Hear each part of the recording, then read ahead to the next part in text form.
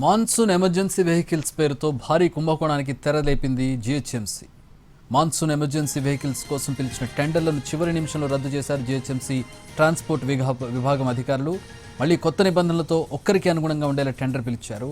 కేవలం ఇసుజు వెహికల్స్కి మాత్రమే వర్తించే విధంగా నిబంధనలు పెట్టారు. దీంతో మరే ఇతర కంపెనీ వాహనాలు టెండర్లో పాల్గొనే అవకాశం లేకుండా పోయింది.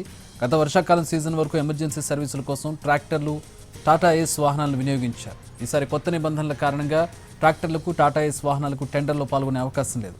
గతంలో మాన్సూన్ ఎమర్జెన్సీ వాహనాల ఖర్చు 150 డివిజన్లకు 2,25,00,000 రూపాయలు ఖర్చయింది.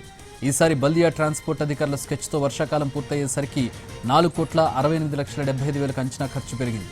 దీంతో 2,43,75,000 రూపాయల అదనపు భారం జీహెచ్ఎంసీపై పడింది. 5 నెలల పాటు మాన్సూన్ సీజన్ వాహనాలకు జీహెచ్ఎంసీ అద్దె చెల్లిస్తుంటుంది. కొత్త నిబంధనలతో కూడిన టెండర్ ప్రకారం పూర్తి సంవత్సరం అద్దె చెల్లింపులు చేస్తారు. అదనంగా 7 నెలలకు కూడా పేమెంట్ చేయాలనుకోవడంపై అనుమానాలు వ్యక్తమవుతున్నాయి.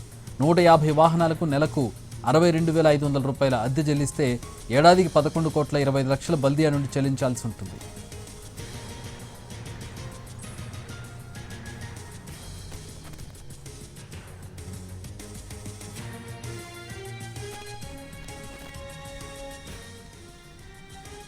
మాన్సూన్ ఎమర్జెన్సీ వెహికల్స్ పేరుతో భారీ కుంభకోణానికి జీహెచ్ఎంసీ అధికారులు తెరలేపారు. చివరి నిమిషంలో టెండర్లను రద్దు చేశారు జీహెచ్ఎంసీ ట్రాన్స్పోర్ట్ విభాగం అధికారులు. మళ్లీ కొత్త నిబంధనలతో ఒక్కరికి అనుగుణంగా ఉండేలా టెండర్ పిలిచారు. కేవలం ఇసుజు కంపెనీ వెహికల్స్కి మాత్రమే వర్తించే విధంగా నిబంధనలు పెట్టారు. మరే ఇతర కంపెనీ వాహనాలు టెండర్లో పాల్గొనే అవకాశం లేకుండా పోయింది. గత వర్షాకాలం సీజన్లో ఎమర్జెన్సీ సర్వీసుల కోసం ట్రాక్టర్లు, టాటా ఏస్ వాహనాలను కూడా వినియోగించారు. ఈసారి కొత్త నిబంధనల కారణంగా ఈ ట్రాక్టర్లకు, టాటా ఏస్ వాహనాలకు టెండర్లో పాల్గొనే అవకాశం లేదు. కేవలం ఇసుజు వెహికల్స్ మాత్రమే ఇందులో పాల్గొనే అవకాశం ఉంటుంది. గతంలో మాన్సూన్ ఎమర్జెన్సీ వాహనాల ఖర్చు 150 డివిజన్లకు 2,25,00,000 రూపాయలు అయింది. ఈసారి బల్దియా ట్రాన్స్పోర్ట్ అధికారుల స్కెచ్తో వర్షాకాలం పూర్తయ్యేసరికి 4,68,75,000 అంచనా ఖర్చు పెరిగింది. దీంతో 2,43,75,000 రూపాయల అదనపు భారం జీహెచ్ఎంసీపై పడింది. 5 నెలల పాటు మాన్సూన్ సీజన్ వాహనాలకు జీహెచ్ఎంసీ అద్దె చెల్లిస్తుంటుంది. కొత్త నిబంధనలతో కూడిన టెండర్ ప్రకారం పూర్తి సంవత్సరం అంటే మాన్సూన్ అయిపోయిన తర్వాత కూడా, వర్షాకాలం అయిపోయిన తర్వాత కూడా అద్దె చెల్లింపులు చేస్తారు. అదనంగా 7 నెలలకు కూడా పేమెంట్ చేయాలనుకోవడంపై అనుమానాలు వ్యక్తమవుతున్నాయి. 150 వాహనాలకు నెలకు 62,500 రూపాయల అద్దె చెల్లిస్తే ఏడాదికి 11,25,00,000 బల్దియా నుంచి చెల్లించాల్సి ఉంటుంది.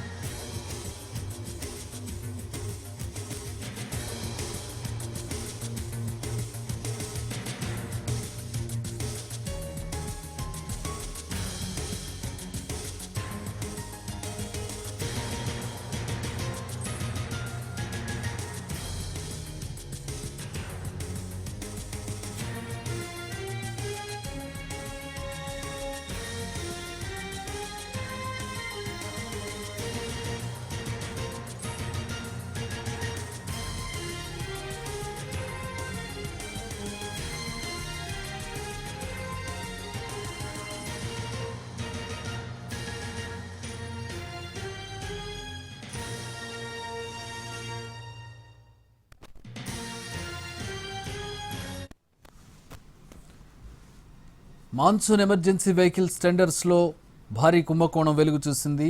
జీహెచ్ఎంసీ ట్రాన్స్పోర్ట్ విభాగం అధికారులు చివరి నిమిషంలో టెండర్లను రద్దు చేసి కేవలం ఒక్క కంపెనీ వెహికల్స్ మాత్రమే టెండర్లలో పాల్గొనే విధంగా రూపకల్పన చేసినట్టుగా తెలుస్తుంది. దాంతోపాటు కేవలం మాన్సూన్ కోసమే కాకుండా, అంటే 5 నెలల కోసం మాత్రమే కాకుండా మొత్తం సంవత్సరం పొడుగుతా ఈ అద్దె చెల్లించే విధంగా నియమ నిబంధనలు మార్చినట్టుగా తెలుస్తోంది. పైన 7 నెలలకు కూడా అద్దె చెల్లింపుల విషయానికి సంబంధించి పలు అనుమానాలు వ్యక్తమవుతూ ఉన్నాయి. గతంలో టాటా ఏస్ వాహనాలు, అలాగే ట్రాక్టర్లను కూడా ఎమర్జెన్సీ వెహికల్స్గా వాడినటువంటి పరిస్థితి. కానీ ఈసారి కేవలం ఇసుజు కంపెనీకి చెందినటువంటి వెహికల్స్ మాత్రమే బిడ్డింగ్లో పాల్గొనే విధంగా ఈ బిడ్డింగ్ రూపకల్పన చేసినట్టుగా తెలుస్తోంది. దీని మీద పలు అనుమానాలు వ్యక్తమవుతూ ఉన్నాయి.